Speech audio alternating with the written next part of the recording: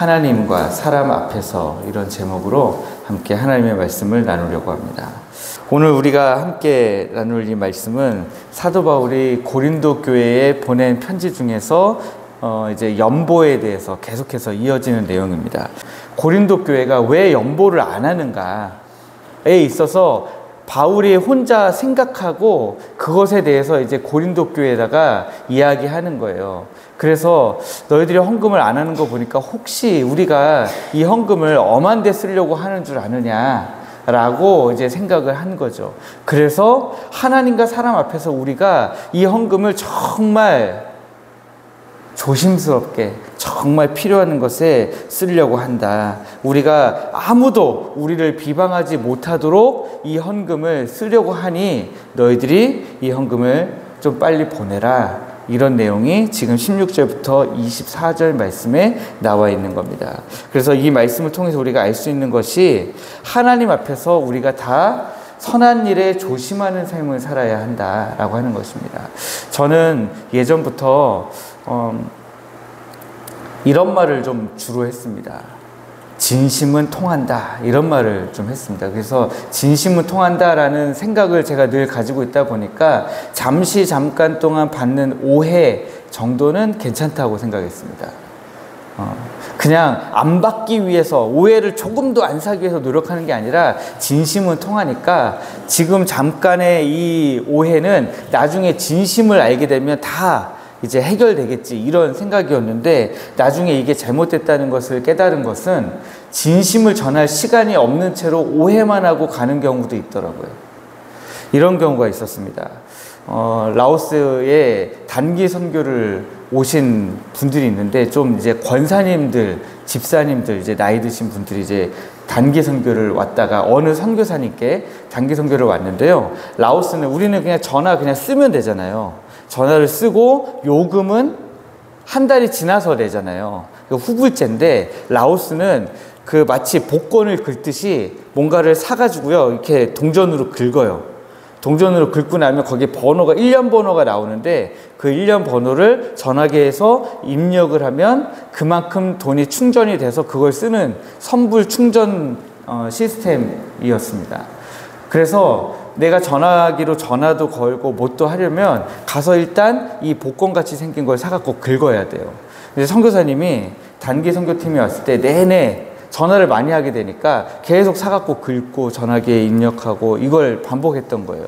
그런데 어느 권사님이 마지막에 이제 비행기 타러 공항에서 인사 다 하고 마지막에 막 눈물을 흘리면서 기도하고, 그리고 권사님이 떠나가면서 이제 마지막에 그 문이 딱 열렸다가 거기 들어가면 이제 다시 닫히면 이제 다시 못 보는 거예요, 서로. 근데 거기 들어가시면서 선교사한테 뭐라고 했냐면, 선교사님 복권 좀 그만하세요. 그리고 쏙 들어가 버린 거예요.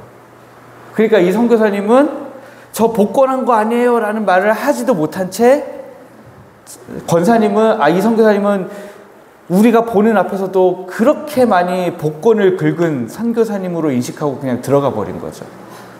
네. 그래서 제가 보면서 그 이야기를 들으면서 진심은 통하는데, 언젠가 통하는데 시간이 많이 걸릴 수도 있겠구나, 아니면 안 될 수도 있겠구나, 이런 생각을 했습니다. 그런데 우리가 하나님의 일을 한다고 하면서 이런 오해를 사는 일이 없을 수 없다는 거예요. 내가 하나님의 일을 하니까 내가 굳이 조심할 필요가, 왜냐하면 하나님의 일이니까 다 알겠지, 이런 생각을 한다는 거예요. 그런데 하나님이 맡겨주신 선한 일을 하면서도 우리는 하나님 앞에서 계속해서 조심해야 된다는 이야기입니다. 제가 목회자로서 어떤 때는 저를 통해서 돈이 쓰여질 때도 있잖아요. 그럴 때에라도 조심해야죠. 조심하면서 하나님 앞에서 제가 하나님이 보고 계시다, 이런 생각으로 제가 늘 조심해야 되고, 또 돈 쓰는 일이 아니라 다른 어떤 일을 하더라도 조심하면서 해야 됩니다. 그냥 그것은 남의 눈을 의식하는 것이 아니라 다른 사람이 오해하지 않도록. 혹여 고린도 교회처럼 이거 우리가 1년 동안 헌금 모아가지고 보냈더니 저 바울이라는 사람이 이상한 데 쓰는 거 아니야? 이런 생각을 할 수 있으니까요. 하나님 앞에서 내가 얼마나 조심조심하면서 살아가고 있는지를 보여줘야 될 필요가 있다라고 하는 것이죠. 두 번째는 우리가 사람 앞에서도 투명한 삶을 살아야 한다는 것입니다. 21절 하반절 말씀을 보시면 이는 우리가 주 앞에서뿐 아니라 사람 앞에서도 선한 일에 조심하려 함이라 이렇게 기록하고 있습니다. 사람들로부터 우리는 어떤 오해든 다 받을 수가 있습니다. 그런데 그런 오해를 받을 때에 낙심하시거나 너무 좌절하시거나 분노하실 필요가 없습니다. 그러나 우리가 조심은 해야 되겠죠. 비방받지 않기 위해서 우리의 행동을, 우리의 말을 조금 더 조심해야 되겠죠. 저는 지금까지 제 삶을 반추해 보건대 어떤 때는 제가 참 하나님 앞에서 또 사람 앞에서 잘 살아왔다 생각할 때도 있는데요. 어떤 때는 저만 아는 위기의 순간이라는 게 있어요. 저도 모르게 다른 사람을 비방하는 말을 내어놓고 이거 큰일 났다 속으로 생각하는 거예요.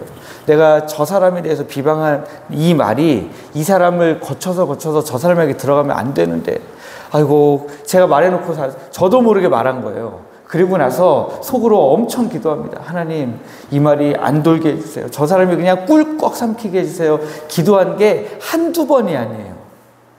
저조차도. 예. 근데 그 비방하는 말이요 그냥 저랑 아무 상관이 없는데 비방한 게 아니라 동료들에 대해서 얘기한 거였어요. 동료 목사, 동료 교역자, 동료 선교사. 그러니까 저도 모르게 비방하는 저의 그 본 마음이 툭 하고 나갔을 때 걱정이 너무 많이 되더라고요.